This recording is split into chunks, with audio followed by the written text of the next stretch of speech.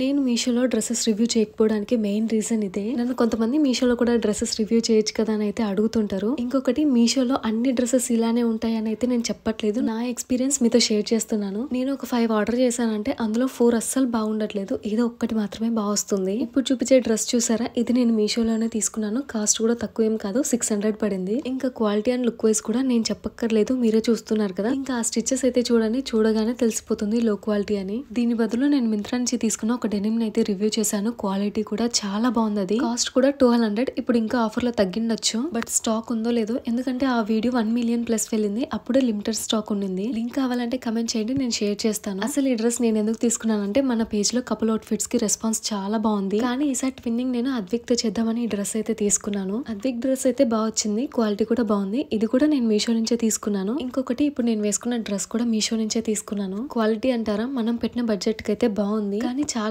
Loose వచ్చేసింది. Size చూస్తే SA ఉంది. నేను బ్యాక్ సైడ్ క్లచ్ పెట్టాను, అయినా కూడా చూడండి చాలా లూజ్ ఉంది. చూసి ఆర్డర్ చేసుకోండి. లింక్ కావాలంటే కమెంట్ చేయండి.